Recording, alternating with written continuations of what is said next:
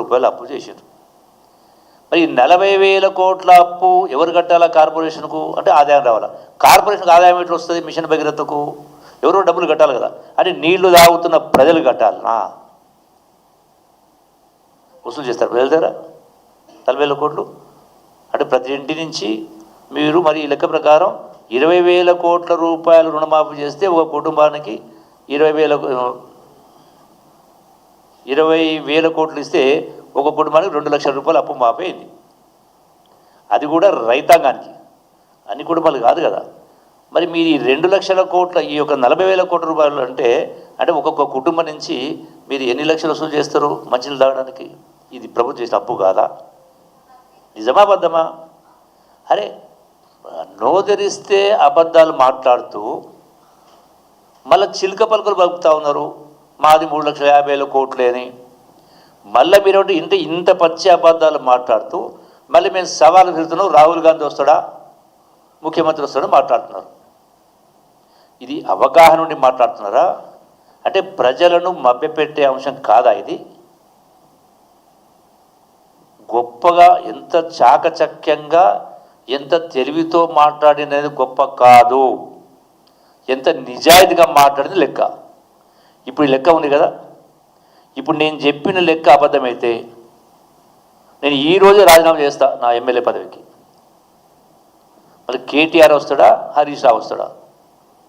నేను రుజువు చేయలేకపోతే అన్నీ 100 అవసరం లేదు, 100 మంది అవసరం, రాహుల్ గాంధీ అవసరం లేదు, రేవంత్ రెడ్డి అవసరం లేదు. నేను రేపు పొద్దున్నే వస్తా. బీఆర్ఎస్ పార్టీ అవసరమంటే నేను వస్తా.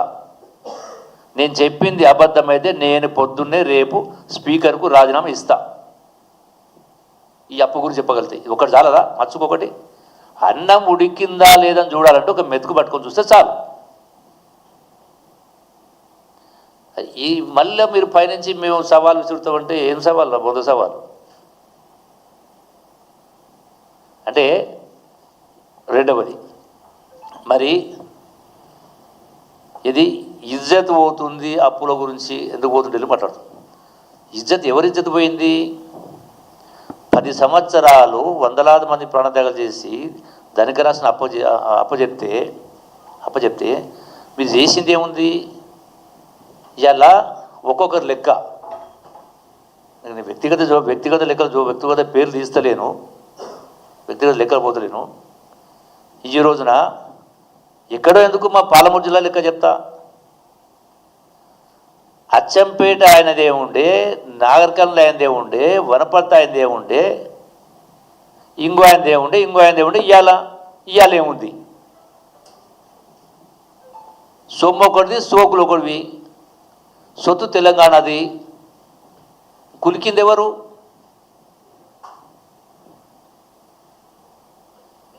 నిజం నిష్ఠూరంగానే ఉంటుంది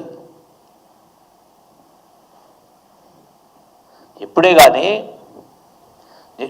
ఇంత ఎందుకంటే మీ యొక్క పదవి నుంచి గద్దె దించిండ్రు అంటే ప్రజలు తప్పు చేసిండ్రా? ప్రజలు ఇప్పుడు దాకా దేశంలో తప్పు చేసిండ్రా ప్రజలు ఎప్పుడైనా? 1978 ఇందిరాగాంధీ ఆ రోజు అధికార పార్టీ నుంచి కాకుండా ప్రత్యేకంగా ఇందిరమ్మ పార్టీ పెట్టి చేస్తే ప్రజలు గెలిపించలేదా? ఆనాడు ఈ యొక్క సాంకేతిక విప్లవం లేదు కదా. బట్ దేశంలో అందరూ ఒక్కొక్కరు కూడబలుకొని మాట్లాడుకున్నారు. ఎవరన్నా ఎట్లా అంటే ప్రజల తీర్పు అనేది అన్ని గమనించినారు. అట్లనే ఎందుకు 78 టీడీపీ పార్టీ వచ్చింది. ఆ సందర్భాన్ని బట్టి ప్రజలకు మొత్తం అర్థం చేసుకున్నారు. అట్లనే సరే 2014లో కూడా టీఆర్ఎస్ పార్టీ వచ్చింది. తెలంగాణ అంశం, తెలంగాణ ఉద్యమం. అందుకనే ఆనాడు ఆ పార్టీ వచ్చింది. తెలంగాణ రాష్ట్రం ఇచ్చింది సోనియా గాంధీ గారు. అంటే వీళ్ళ యొక్క గారడి మాటల వల్ల, నేను మళ్ళీ చెప్తా ఉన్నా, నేనే తెచ్చినా నేమే బీఆర్ఎస్ తెచ్చిన తెలంగాణ అంటే వాళ్ళది తప్పు, వాళ్ళ భ్రమ.